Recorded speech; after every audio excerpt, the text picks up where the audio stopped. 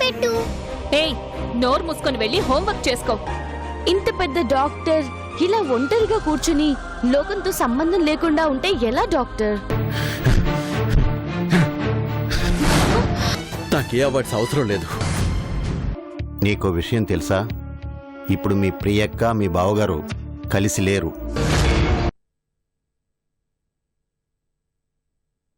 ఒకప్పుడు చక్రవర్తి మంచితనం చూసి చేసుకుంటే అటువంటి వ్యక్తినే పెళ్లి చేసుకోవాలని అంది. కానీ ఈరోజు అదే మంచితనం మీ అక్క దృష్టిలో తప్పైపోయింది.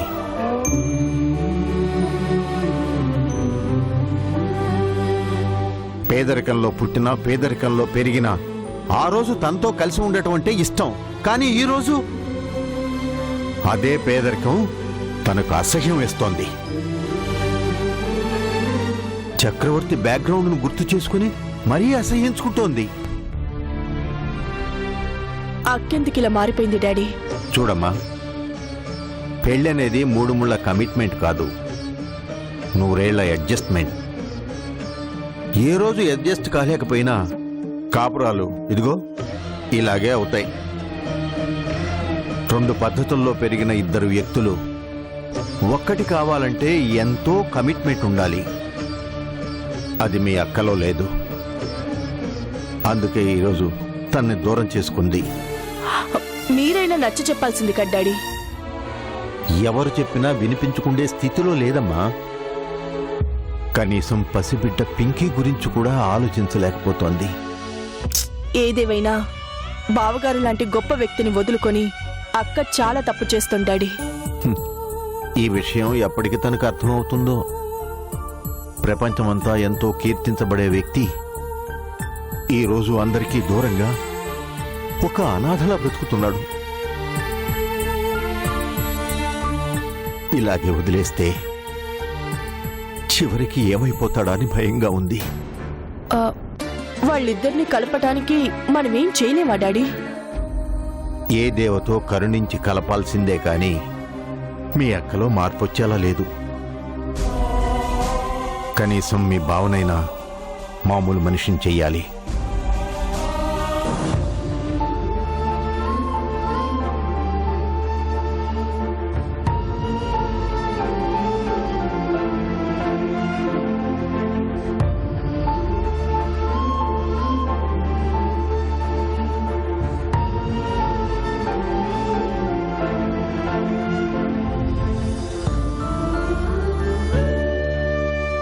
రాజా, కాఫీ తీసుకో. నాకొద్దు మాధవి. ఏంటి, చందు గురించి ఆలోచిస్తున్నావా? ఆలోచించకుండా ఉండటానికి అసలు మర్చిపోయేలా చేసిందా? గొడవలు పడి తన మీద ద్వేషాన్ని ఆ రోజు మర్చిపోయేలా చేయలేదు. తన పరిస్థితి తెలిసిన ఈ రోజు మర్చిపోలేను. రాజా, ఇలా బాధపడుతూ ఉంటే ఏంటి ప్రయోజనం? చందు ఎక్కడికి వెళ్ళిందో వెతికే ప్రయత్నం చేయాలి. నిన్నటి దాకంటే నిజం తెలియక పట్టించుకోలేదు. నిజం తెలిసిన తర్వాత అయినా తను ఎక్కడుందో వెతకాలి కదా. వెతుకుతూనే ఉన్నాను మాధవి. అప్పటికి చాలా మందికి చెప్పాను. పోలీస్ డిపార్ట్మెంట్లో కూడా తెలిసిన వాళ్ళ చేత వెతికించాను. త్వరలోనే దొరకాలి.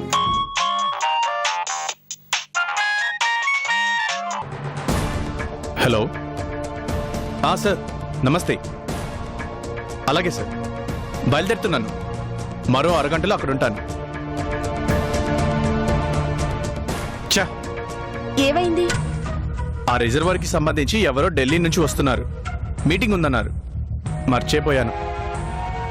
సరే, బయలుదేరు మరి. మీటింగ్ కదా, సూట్ వేసుకొని వెళ్తాను.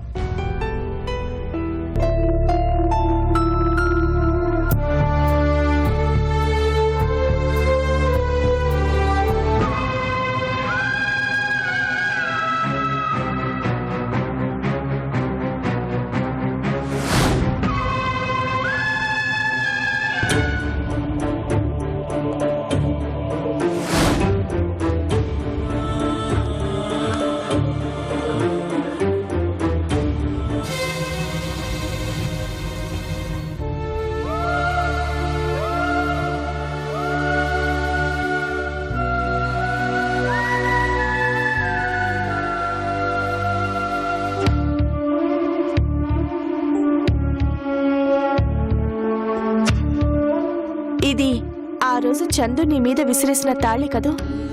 అవును. ఈ రోజైనా తను కనిపిస్తే ఈ తాళి చూపించి ఎగతాళి చేద్దామని దాచాను. కానీ ఈరోజు నన్ను ఎంత ఎగతాళిగా చూస్తుందో చూడు.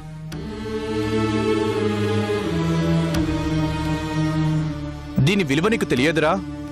నీకు నీ భార్య మీద ప్రేమ లేదు, అసలు నీకు బ్రతుకు విలువే తెలియదు అంటూ నన్ను ఎగతాళి చేస్తోంది. అలా ఎందుకు అనుకుంటావు రాజా? అవును మాధవి, చందుతో పోల్చుకుంటే నేను ఏ రోజు తనంత గొప్పగా ప్రేమించలేదు. తాళి తీసి నా మొహం మీద కొట్టినా నా మీద ప్రేమని మాత్రం తన మనసులో ఇప్పటికీ పదిలంగా దాచుకుంది. కానీ నేను తన తాళిని నా చేతిలో ఉంచుకున్నా. ప్రతి క్షణం తనని ద్వేషిస్తూనే వచ్చాను. రాజా, ఆ పరిస్థితిలో నువ్వు చేసింది కరెక్టే. తన పరిస్థితికి తన బిహేవియర్ కరెక్టే. కానీ నిజంగా అంత ద్వేషంలో కూడా చందు మీద అసహ్యం ఉండుంటే ఈ తాళి ఇన్ని రోజులు నీ దగ్గర ఉండేదే కాదు, ఎప్పుడో పారేసేవాడివి. కానీ నీకు తెలియకుండానే దాచుకున్నావు. అంటే తను ఎప్పుడు నీకు తోడుగా ఉంటుందని అర్థం.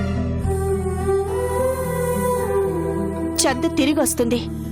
తను ఉన్నంత కాలమైనా నీ ప్రేమని పొందుతుంది. ఆ నమ్మకం నాకుంది రాజా.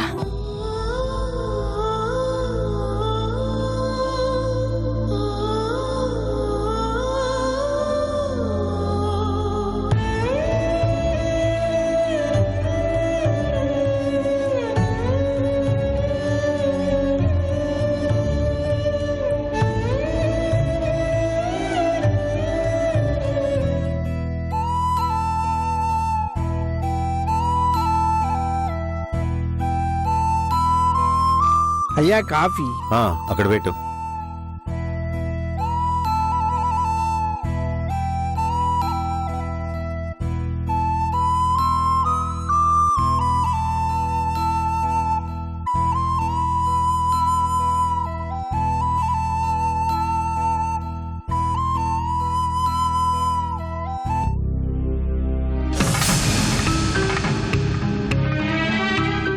ఏమైంది మనిషికి?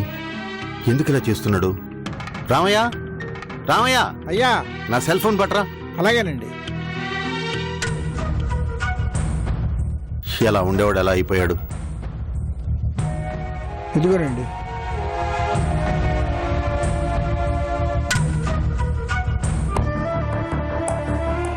డాడీ, ఏమైంది? ఎందుకంత చిరాకు పడుతున్నారు? ఏమైందో నువ్వే చూడు.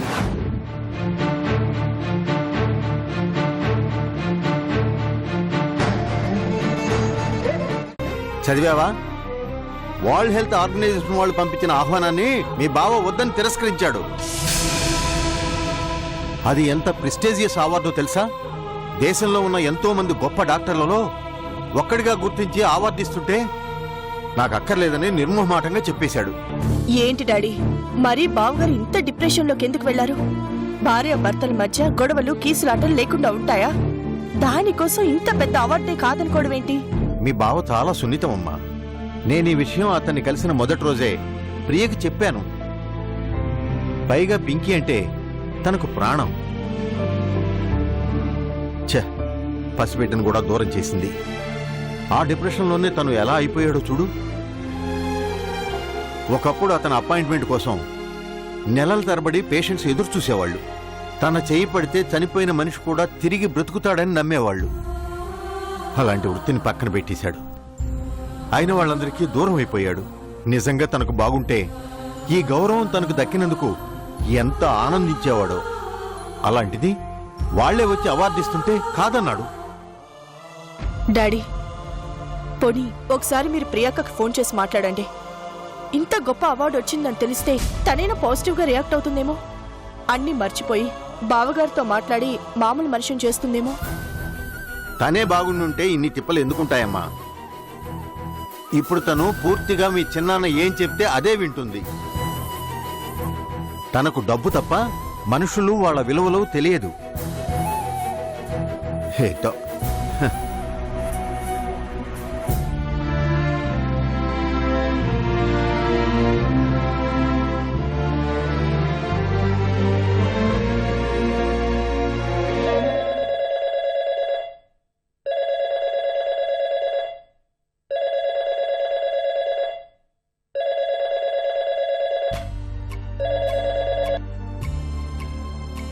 హలో డాక్టర్ గారా? డాక్టర్ గారు లేరు సార్. అలాగే సార్, వచ్చాక చెప్తాను సార్.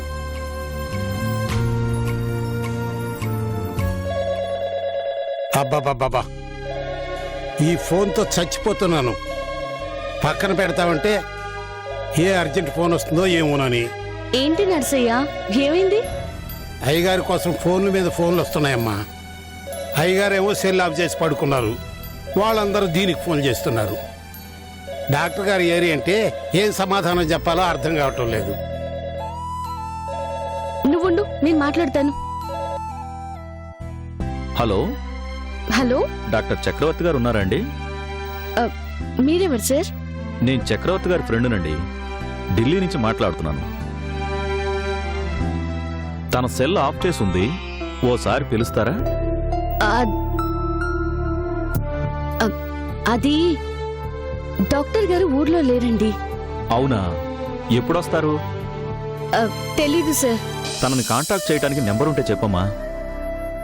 అంత పెద్ద అవార్డుని ఎందుకు వదులుకుంటున్నారో అర్థం కావటం లేదు. ఓసారి మాట్లాడాలి. నంబర్ నా దగ్గర లేదు sir.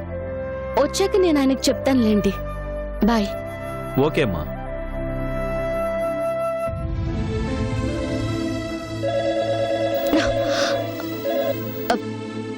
Hello hello, can I speak to doctor Chakravarti? May I know who is on the line? I'm doctor Agarwal calling from Allahabad. I want to speak doctor Chakravarti. Sorry doctor, actually he is out of station. Ask him to call me once he is back. Yeah sure sir. Bye.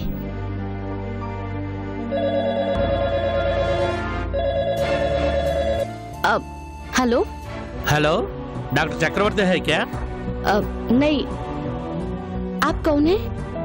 मैं कलकत्ता से doctor Subhash बात कर रहा हूँ. Doctor चक्रवर्ती का phone switch off आ रहा है, क्या उनसे बात हो सकती?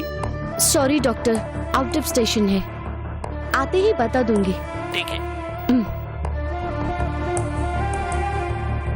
చూసావమ్మా, లోకమంతా ఆయన కోసం ఎదురు చూస్తుంటే ఆయన మాత్రం లోకంతో సంబంధం లేనట్లు ఎలా ఉన్నారు చూడు. అలా ఎందుకు ఉండాలి? ఉండకూడదు. ఆయన మళ్ళీ మామూలు స్థితికి రావాలి. దానికి ఉన్న ఒకే ఒక్క మార్గం పింకీ. పింకీనా? అవును నర్సయ్య, డాక్టర్ గారి ముద్దుల కూతురు పింకీ. ఆ అమ్మాయి దూరం అయ్యాకే కదా డాక్టర్ గారు ఇలా అయిపోయారు. తనే వస్తే ఈయన మళ్ళీ మామూలు మనిషి అవుతారు. అదంత తేలిక కాదమ్మా. పాప ప్రియమ్మ గారి దగ్గర ఉన్నారు. ఆవిడ పొరపాటును కూడా పాపని వదిలిపెట్టదు.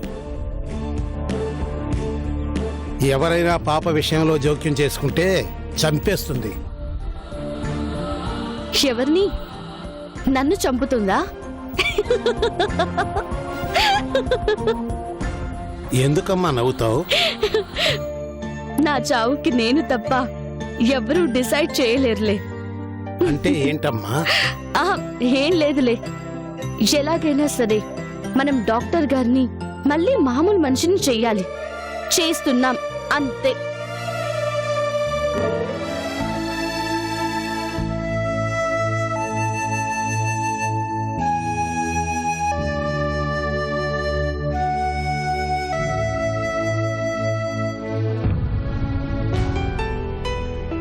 అన్నయ్య, విశ్వనాథ్ రారా. ఏ అన్నయ్య బాగున్నావా? ఆరోగ్యం ఎలా ఉంది? ఆ, జయంతి ఏది? ఆఫీస్కి వెళ్ళిందిరా. ఏంటి సర్ప్రైజు? ఎన్నిసార్లు ఈ ఊరు వచ్చినా ఇంటికి రాకుండా అట్నుంచటే వెళ్ళిపోయేవాడివి. అలాంటిది ఈరోజు పిలవకుండానే వచ్చేసావు. చాలా సంతోషం రా. కనీసం ఇప్పటికైనా రావాలనిపించింది. అది కాదన్నయ్య, నా బిజినెస్ లో అవి. అబ్బా ఆపరా. బిజినెస్ బిజినెస్ బిజినెస్ ఎప్పుడు చూసినా బిజినెస్సేనా? అరే, దానికంటే మించిందిరా జీవితం. ఇప్పుడు నా జీవితానికి ఏమైంది అన్నయ్య? నీ జీవితం గురించి కాదు, నీకేం కాదు. ఎందుకంటే నీకు ప్రేమలు అభిమానాలు వీటి గురించి పట్టింపే లేదు. ప్రతిదీ డబ్బు డబ్బు డబ్బు. అది తప్ప మరో లోకమే లేదు. నేను మాట్లాడేది మన ప్రియ జీవితం గురించి. పెద్దవాళ్ళం మనం ఉండి కూడా తన జీవితాన్ని చక్కదిద్దకపోతే ఎలారా? ఇప్పుడు ఏం చేయాలి? వెళ్ళి ఆయన గారి కాళ్ళు పట్టుకోవాలా? పట్టుకుంటే తప్పేంటి? పెళ్లిలో అల్లుడి కాళ్ళు కడిగి కన్యాదానం చేసి ఆ నీళ్లు నెత్తి మీద చల్లుకోగాలేంది? కూతురు కాపురం నిలబెట్టడం కోసం అల్లుడు కాళ్ళు పట్టుకుంటే తప్పేంటి? నేను ఆయన గారి కాళ్ళు కడిగి కన్యాదానం చేయలేదు. ఆ పెళ్లి చేసింది నువ్వు. హ. మన ఇంటి గడప కూడా తొక్కని అర్హత లేని వాడి చేతిలో నా కూతుని పెట్టావు. వాడు లేబర్ బుద్ధి చూపించినా. తప్పురా, అలా మాట్లాడకూడదు. ఎంతైనా అతను నీ అల్లుడురా. హ. అల్లుడు లేదు, ఆవకాయ లేదు. సరే, ఇప్పుడు ఆ విషయం పక్కన పెట్టానయ్యా. నాకెవరైనా మంచి బిల్డర్ ఉంటే పరిచయం చేయి. ఎందుకు? హాస్పిటల్ ఎక్స్టెన్షన్ చేస్తున్నాను. అలాగే ఇంకో మల్టీ స్పెషాలిటీ హాస్పిటల్ ప్లాన్ చేస్తున్నాను. ఆస్తులు సంపాదించి డబ్బులు కూడబెట్టి చివరికి ఏం చేస్తావురా నువ్వు? కన్నబిడ్డ జీవితం బాగులేకపోయాక ఏం సంపాదించినా ఎంత సంపాదించినా వేస్తే. అన్నయ్య, ముందు ఏమైనా పరిచయం చేస్తావా లేదా నన్ను వెళ్ళిపోమంటావా? దీనికేం తక్కువ లేదు. ఉండా.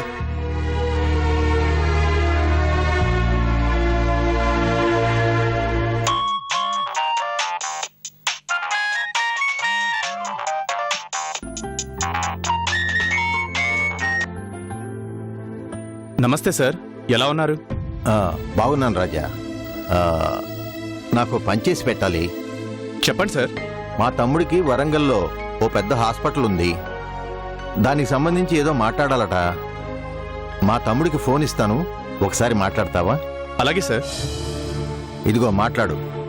రాజా అని నాకు బాగా కావలసిన వాడు. సరే. హలో మిస్టర్ రాజా. నమస్తే సార్, చెప్పండి. ఏం లేదు రాజా, వరంగల్లో మాకు ఇప్పుడున్న హాస్పిటల్ని ఎక్స్పాండ్ చేద్దాం అనుకుంటున్నాను. అలాగే ఇంకో బ్రాంచ్ హాస్పిటల్ కూడా ప్లాన్ చేస్తున్నాను. మీరు ఒకసారి వీలు చూసిన వరంగల్ వస్తే మీకు ప్లాన్ మొత్తం చెప్తాను. నాకు ఒక 4 రోజులు టైం ఇవ్వండి సార్, తప్పకుండా వస్తాను. Okay, it's all right. By. అలాగే సార్. అతను 4 రోజులాగా వస్తా అన్నాడు అన్నయ్య. నేను ఇంకా బయలుదేరుతాను. వెంటనే వెళ్ళాలరా? రాకరాక వచ్చావు. రేపు వెళ్ళొచ్చులే. సాయంత్రం జయంతి కూడా వస్తుంది. ఎందుకు? అప్పుడు తండ్రి కూతురు ఇద్దరు కలిసి నన్ను తిట్టడానికా? ఏం అవసరం లేదులే, వస్తాను. బాయ్.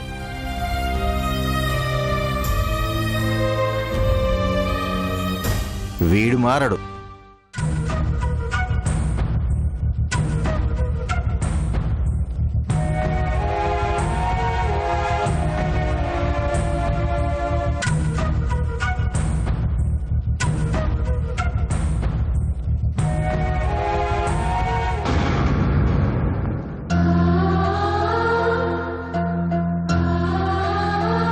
పింకీ, ఎక్కడికి వెళ్ళిపోయా?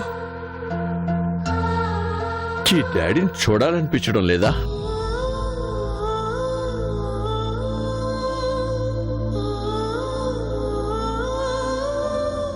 నీకో విషయం తెలుసా? నాకు అవార్డు వచ్చిందట. అవార్డు చాలా పెద్ద అవార్డు. వచ్చి తీసుకోమంటున్నారు. ఎందుకు తీసుకోవాలి? నేను అవార్డు తీసుకుంటే చూసి సంతోషించిన నువ్వున్నావా? మీ అమ్ముందా? ఎవరు లేరు. అందుకే వద్దనేసాను మై స్వీట్ హార్ట్.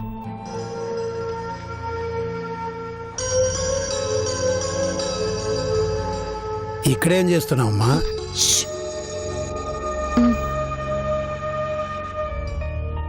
ఎందుకమ్మా నాకు అవార్డు? నువ్వు నా లైఫ్లోకి రావడమే పెద్ద అవార్డు. నువ్వే డాడీకి దూరంగా ఉన్నావు. నాకు వేరే అవార్డు అవసరమా? వద్దు. అందుకే నేనే దాన్ని రిజెక్ట్ చేసేసాను. నేనేం తప్పు చేశాను తల్లి? నిన్ను ప్రేమించాను, మీ అమ్మని ప్రేమించాను. కానీ మీ ఇద్దరు నన్ను దూరం చేశారు కదా. నాకు ఇంకెవరున్నారు? నీకు నిద్ర వస్తే జోలపాడేదెవరు? నువ్వు ఇంటికి వస్తే నవ్వుతూ పలకరించేదెవరు? మీ అమ్మకైతే నేనొద్దు, నీకు వద్దా? నీ డాడీ కోసం నువ్వు రావా అమ్మా?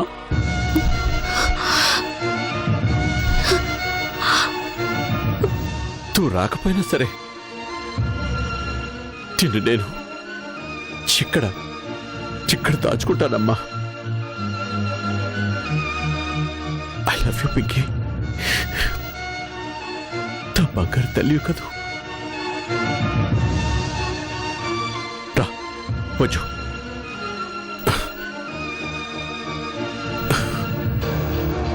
వచ్చు వచ్చు. తాయ్ తాయ్.